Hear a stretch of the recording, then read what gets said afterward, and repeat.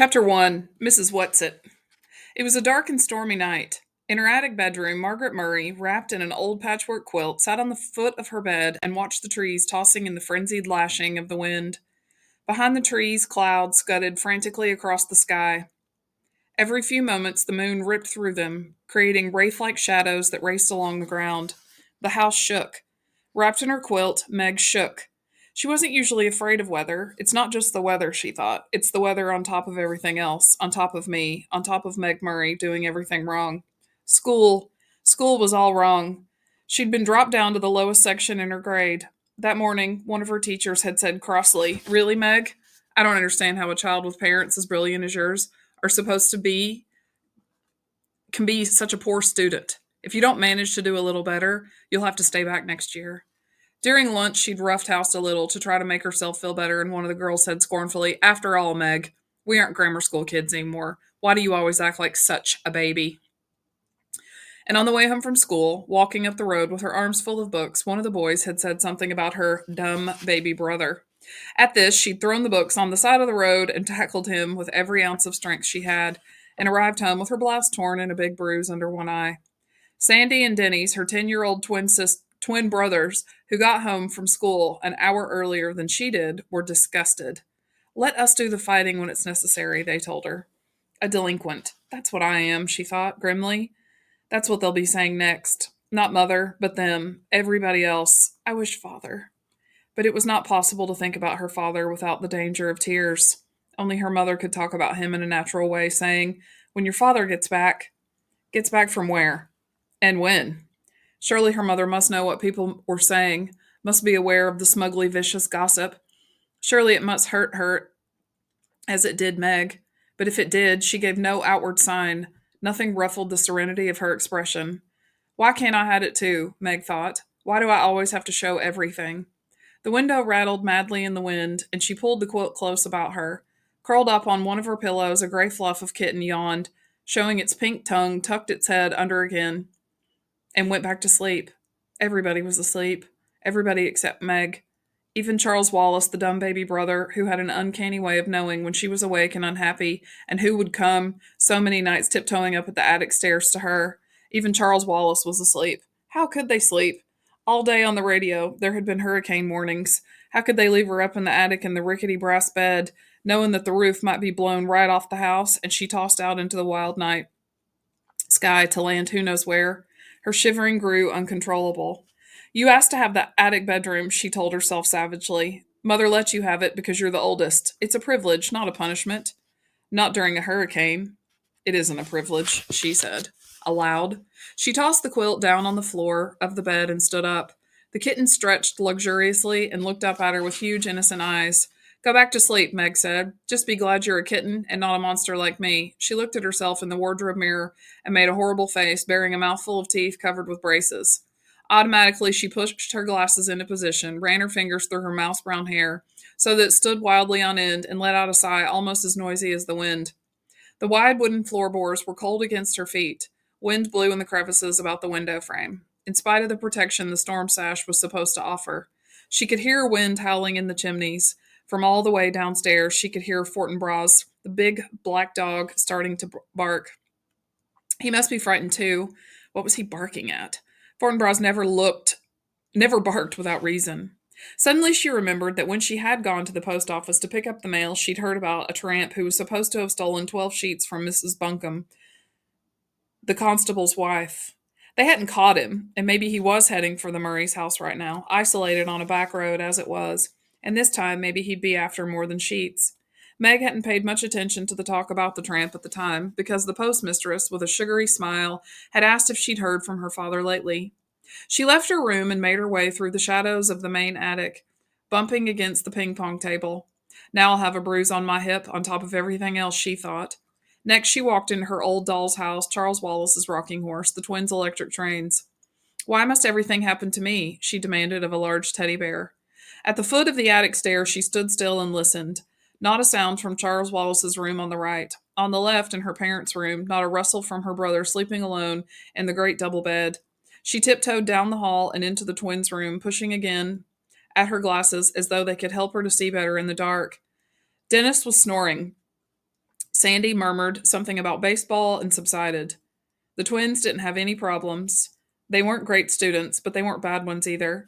They were perfectly content with a succession of B's and an occasional A or C. They were strong and fast runners and good at games when cracks were made about anybody in the Murray family. They weren't made about Sandy and Dennis. She left the twins' room and went on downstairs, avoiding the creaking seventh step. Fortinbras had stopped barking. It wasn't the tramp this time, then. Fort would go on barking if anybody was around. But suppose the tramp does come. Suppose he has a knife. Nobody lives near enough to hear if we screamed and screamed and screamed. Nobody'd care anyhow. I'll make myself some cocoa, she decided. That'll cheer me up, and if the roof blows off, at least I won't go off with it. In the kitchen, a light was already on, and Charles Wallace was sitting at the table drinking milk and eating bread and jam. He looked very small and vulnerable, sitting there alone in the big, old-fashioned kitchen. A blond little boy in faded blue Dr. Denton's, his feet swinging a good 6 inches above the floor. "Hi," he said cheerfully. "I've been waiting for you." From under the table, where he was lying at Charles Wallace's feet, hoping for a crumb or two, Fortinbras raised his slender dark head in greeting to Meg, and his tail thumped against the floor. Fortinbras had arrived on their doorstep, a half-grown puppy, scrawny and abandoned, one winter night. He was, Meg's father had decided, part Llewellyn setter and part greyhound, and he had a slender, dark beauty that was all his own. "Why didn't you come up to the attic?" Meg asked her brother, speaking as though he were at least her own age. "I've been scared stiff." "Too windy up in that attic of yours," the little boy said.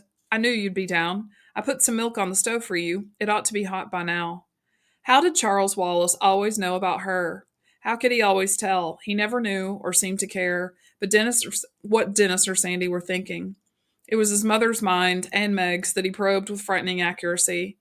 Was it because we were a little afraid of him that they whispered about the Murray's youngest child, who was rumored to be not quite bright? I've heard that clever people often have subnormal children. Meg had once overheard. The two boys seemed to be nice, regular children, but that unattractive girl and the baby boy certainly aren't all there. It was true that Charles Wallace seldom spoke when anybody was around, so that many people thought he'd never learned to talk, and it was true that he hadn't talked at all until he was almost 4. Meg would turn white with fury when people looked at him and clucked, shaking their head sadly. "Don't worry about Charles Wallace, Meg," her father had once told her. Meg remembered it very clearly because it was shortly before he went away. "There's nothing the matter with his mind. He just does things in his own way and in his own time." "I don't want him to grow up to be dumb like me," Meg had said. "Oh, my darling, you're not dumb," her father answered. "You're like Charles Wallace. Your development has to go at its own pace. It just doesn't happen to be the usual pace." "How do you know?" Meg had demanded. "How do you know I'm not dumb? Isn't it just because you love me?" "I love you, but that's not what tells me. Mother and I have given you a number of tests, you know." Yes, that was true. Meg had realized that some of the games her parents played were tests of some kind, and that there had been more for her and Charles Wallace than for the twins. "IQ tests, you mean?" "Yes, some of them." "Is my IQ okay?" "More than okay." "What is it?" "That I'm not going to tell you. But it assures me that both you and Charles Wallace will be able to do pretty much whatever you like when you grow up to yourselves. You just wait till Charles Wallace starts to talk, you'll see." How right he had been about that, though he himself had left before Charles Wallace began to speak. Suddenly, with none of the usual baby preliminaries, using entire sentences, how proud he would have been. "You better check the milk," Charles Wallace said to Meg now, his diction clearer and cleaner than that of most 5-year-olds. "You know you don't like it when it gets a skin on top." "You put in more than twice enough milk." Meg peered into the saucepan. Charles Wallace nodded serenely. "I thought Mother might like some." "I might like what?" a voice said, and there was their mother standing in the doorway. "Cocoa," Charles Wallace said. "Would you like a liverwurst and cream cheese sandwich? I'll be happy to make you one." "That would be lovely," Mrs. Murray said. "But I can make it myself if you're busy." "No trouble at all." Charles Wallace slid down from his chair and trotted over to the refrigerator, his pajamaed feet patting softly as a kitten's. "How about you, Meg?" he asked. "Sandwich?" "Yes, please," she said, "but not liverwurst." "Do we have any tomatoes?" Charles Wallace peered into the crisper. "One. All right if I use it on Meg, Mother." "To what better use could it be put?" Mrs. Murray smiled. "But not so loud, please, Charles. That is, unless you want the twins downstairs, too." "Let's be exclusive," Charles Wallace said. "That's my new word for the day. Impressive, isn't it?" Prodigious," Mrs. Murray said. "Meg, come let me look at that bruise." Meg knelt at her mother's feet. The warmth and light of the kitchen had relaxed her so that her attic fears were gone. The cocoa steamed fragrantly in the saucepan, geraniums bloomed on the window sills, and there was a bouquet of tiny yellow chrysanthemums in the center of the table. The curtains, red with a blue and green geometrical pattern, were drawn and seemed to reflect their cheerfulness throughout the room. The furnace purred like a great sleepy animal. The lights glowed with steady radiance outside, alone in the dark. The wind still battered against the house, but the angry power that had frightened Meg while she was alone in the attic was subdued by the familiar comfort of the kitchen. Underneath Mrs. Murray's chair, Fortinbras let out a contented sigh. Mrs. Murray gently touched Meg's bruised cheek. Meg looked up at her mother, half in loving admiration, half in sullen resentment. It was not an advantage to have a mother who was a scientist and a beauty as well. Mrs. Murray's flaming red hair, creamy skin, and violet eyes with long dark lashes seemed even more spectacular in comparison with Meg's outrageous plainness. Meg's hair had been passable as long as she wore it tidily in braids. When she went into high school, it was cut, and now she and her mother struggled with putting it up, but one side would come out curly and the other straight, so that she looked even plainer than before. You don't know the meaning of moderation, do you, my darling? Mrs. Murray asked. A happy medium is something I wonder if you'll ever learn. That's a nasty bruise the Henderson boy gave you. By the way, shortly after you'd gone to bed, his mother called up to complain about how badly you'd hurt him. I told her that since he's a year older and at least 25 pounds heavier than you are, I thought I was the one who ought to be doing the complaining. But she seemed to think it was all your fault. I suppose that depends on how you look at it, Meg said. Usually, no matter what happens, people think it's my fault, even if I have nothing to do with it at all. But I'm sorry I tried to fight him. It's just been awful. It's been an awful week, and I'm full of bad feeling. Mrs. Murray stroked Meg's shaggy head. Do you know why? I hate being an oddball, Meg said. It's hard on Sandy and Dennis, too. I don't know if they're really like everybody else, or if they're just able to pretend they are. I tried to pretend, but it isn't any help. You're much too straightforward to be able to pretend to be what you aren't, Mrs. Murray said. I'm sorry, Meglet. Maybe if Father were here, he could help you, but I don't think I can do anything until you've managed to plow through some more time. Then things will be easier for you. But that isn't much help right now, is it? Maybe if I weren't so repulsive looking. Maybe if I were pretty like you. Mother's not a bit pretty. She's beautiful, Charles Wallace announced, slicing liverwurst. Therefore, I bet she was awful at your age. How right you are, Mrs. Murray said. Just give yourself time, Meg. Lettuce on your sandwich, Mother, Charles Wallace asked. No, thanks. He cut the sandwich into sections, put it on a plate, and set it in front of his mother. Yours will be along in just a minute, Meg. I think I'll talk to Mrs. Whatsit about you. Who's Mrs. Whatsit? Meg asked. I think I want to be exclusive about her for a while, Charles Wallace said. Onion salt? Yes, please. What's Mrs. Whatsit stand for? Mrs. Murray asked. That's her name, Charles Wallace answered. You know the old shingled house back in the woods that the kids won't go near because they say it's haunted? That's where they live. They? Mrs. Whatsit and her two friends. I was out with Fortinbras a couple of days ago. You and the twins were at school, Meg. We liked to walk in the woods, and suddenly he took off after a squirrel, and I took off after him, and we ended up by the haunted house. So I met them by accident, as you might say. But nobody lives there, Meg said. Mrs. Whatsit and her friends do. They're very enjoyable. Why didn't you tell me about it before? Mrs. Murray asked. And you know you're not supposed to go off our property without permission, Charles. I know, Charles said. That's one reason I didn't tell you. I just rushed off after Fortinbras without thinking, and then I decided, well, I'd better save them for an emergency anyhow. A fresh gust of wind took the house and shook it, and suddenly the rain began to lash against the windows. I don't think I like this wind, Meg said nervously. We'll lose some shingles off the roof. That's certain. Mrs. Murray said, But this house has stood for almost 200 years, and I think it will last a little longer, Meg. There's been many high wind up on this hill. But this is a hurricane, Meg wailed. The radio kept saying it was a hurricane. It's October, Mrs. Murray told her. There have been storms in October before. As Charles Wallace gave Meg her sandwich, Fortinbras came out from under the table. He gave a long, low growl, and they could see the dark fur slowly rising on his back. Meg felt her own skin prickle. What's wrong? She asked anxiously. Fortinbras stared at the door that opened into Mrs. Murray's laboratory, which was in the old stone dairy right off the kitchen. Beyond the lab, a pantry led outdoors, though Mrs. Murray had done her best to train the family to come into the house through the garage door or the front door and not through her lab. But it was the lab door, not the garage door, toward which Fortinbras was growling. You didn't leave any nasty-smelling chemicals cooking over a Bunsen burner, did you, Mother? Charles Wallace asked. Mrs. Murray stood up. No, but I think I'd better go see what's upsetting. Fort, anyhow. It's the tramp. I'm sure it's the tramp, Meg said nervously. What tramp? Charles Wallace asked. They were saying at the post office this afternoon that a tramp stole all Mrs. Buncombe's sheets. We'd better sit on the pillowcases then, Mrs. Murray said lightly. I don't think even a tramp would be out on a night like this, Meg. But that's probably why he's out, Meg wailed, trying to find a place not to be out. In which case, I'll offer him the barn till morning. Mrs. Murray went briskly to the door. I'll go with you. Meg's voice was shrill. No, Meg, you can stay with Charles and eat your sandwich. Eat! Meg exclaimed, as Mrs. Murray went out through the lab. How does she expect me to eat? Mother can take care of herself, Charles said, physically that is, but he sat in his father's chair at the table and his legs kicked at the rungs, and Charles Wallace, unlike most small children, had the ability to sit still. After a few moments that seemed like forever to Meg, Mrs. Murray came back in, holding the door open for, was it the tramp? It seemed small for Meg's idea of a tramp. The age or sex was impossible to tell, for it was completely bundled up in clothes. Several scarves of assorted colors were tied about the head, and a man's felt hat perched atop. A shocking pink stole was knotted about a rough overcoat, and black rubber boots covered the feet. Mrs. Whatsit, Charles said suspiciously, what are you doing here, and at this time of night, too? Now you don't be worried, my honey, a voice emerged from among turned up coat collar, stole, scarves, and a hat, a voice like an unoiled gate, but somehow not unpleasant. Mrs. Whatsit says she lost her way, Mrs. Murray said. Would you care for some hot chocolate, Mrs. Whatsit? Charmed, I'm sure. Mrs. Whatsit answered, taking off the hat and the stole. It isn't so much that I lost my way as I got blown off course. And when I realized that I was at little Charles Wallace's house, I thought I'd just come in and rest a bit before proceeding on my way. How did you know this was Charles Wallace's house? Meg asked. By the smell.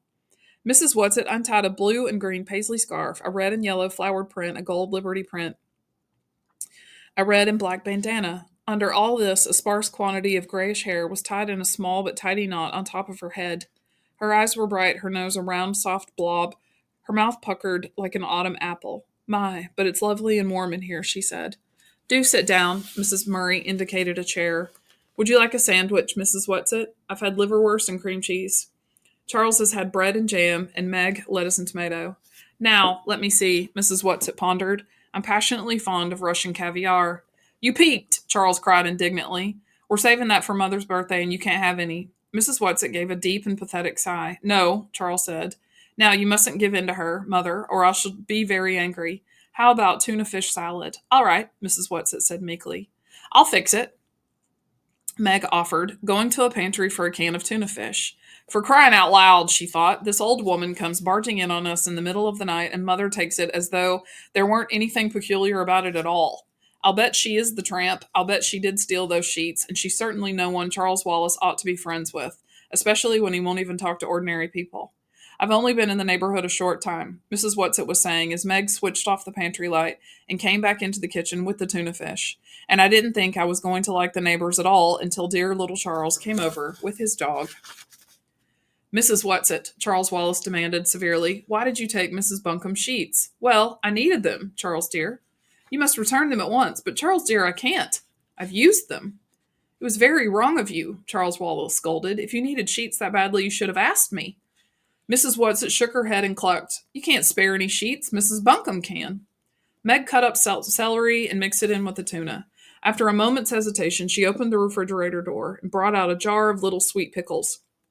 Though, why I'm doing it for her, I don't know, she thought, as she cut them up. I don't trust her one bit. Tell your sister I'm all right, Mrs. Whatsit said to Charles. Tell her my intentions are good. The road to hell is paved with good intentions, Charles intoned. My, but isn't he cunning? Mrs. Whatsit beamed at him fondly. It's lucky he has someone to understand him. But I'm afraid he doesn't, Mrs. Murray said. None of us is quite up to Charles. But at least you aren't trying to squash him down, Mrs. Whatsit nodded her head vigorously. You're letting him be himself. Here's your sandwich, Meg said, bringing it to Mrs. Whatsit. Do you mind if I take off my boots before I eat? Mrs. Whatsit asked, picking up the sandwich nevertheless. Listen, she moved her feet and down in her boots, and they could hear water squelching. My toes are ever so damp. The trouble is that these boots are mite too tight for me, and I never can take them off by myself. I'll help you, Charles offered. Not you. You're not strong enough. I'll help, Mrs. Murray squatted at Mrs. Whatsit's feet, yanking on one slick boot. When the boot came off, it came suddenly. Mrs. Murray sat down with a thump. Mrs. Whatsit went tumbling backward with the chair into the floor, sandwich held high in one old claw. Water poured out of the boot and ran over the floor and the big braided rug. Oh, dearie me, Mrs. Whatsit said, lying on her back in the overturned chair. Her feet were red and white striped sock, the other still booted. Mrs. Murray got to her feet. Are you all right, Mrs. Whatsit? If you have sentiment, I'll put it on my dignity. Mrs. Whatsit said, still supine. I think it's sprained. A little oil of cloves mixed well with garlic is rather good, and she took a large bite of sandwich. Do please get up, Charles said. I don't like to see you lying there that way. You're carrying things too far. Have you ever tried to get your feet with a sprained dignity? But Mrs. Whatsit scrambled up, righted the chair, and then sat back down on the floor. The booted foot stuck out in front of her and took another bite. She moved with great agility for such an old woman. At least Meg was reasonably sure that she was an old woman, and a very old woman at that. Mrs. Whatsit, her mouth full, ordered Mrs. Murray, now, pull while I'm already down. Quite calmly, as though this old woman and her boots were nothing out of the ordinary, Mrs. Murray pulled until the second boot relinquished the foot. This foot was covered with a blue and gray argyle sock, and Mrs. Whatsit sat there, wriggling her toes, contentedly finishing her sandwich before scrambling to her feet. Ah, she said, that's ever so much better, and took both boots and shook them out over the sink. My stomach is full, and I'm warm inside and out, and it's time I went home. Don't you think you'd better stay till morning? Mrs. Murray asked. Oh, thank you, dearie, but there's so much to do I just can't waste time sitting around frivoling. It's much too wild a night to travel in. Wild nights are my glory, Mrs. Whatsit said. I just got caught in a downdraft and blown off course. Well, at least till your socks are dry. Wet socks don't bother me. I just didn't like water squishing around in my boots. Now, don't worry about me, lamb. Lamb was not a word one would ordinarily think of calling Mrs. Murray. I shall just sit down for a moment and pop on my boots, and then I'll be on my way. Speaking of ways, pet, by the way, there is such a thing as a tesseract. Mrs. Murray went very white, and with one hand reaching backward and clutched at a chair for support, her voice trembled. What did you say? Mrs. Whatsit tugged at her second boot. I said, she grunted, shoving her foot down in. There is, shove, such a thing, shove, as a tesseract. Her foot went down into the boot, and, grabbing shawls, scarves, and hats, she hustled out the door. Mrs. Murray stayed very still, making no move to help the old woman as the door opened. Fortinbras streaked in, panting, wet and shiny as a seal. He looked at Mrs. Murray and whined. The door slammed. Mother, what's the matter? Meg cried. What did she say? What is it? The tesseract, Mrs. Murray whispered. What did she mean? How could she have known?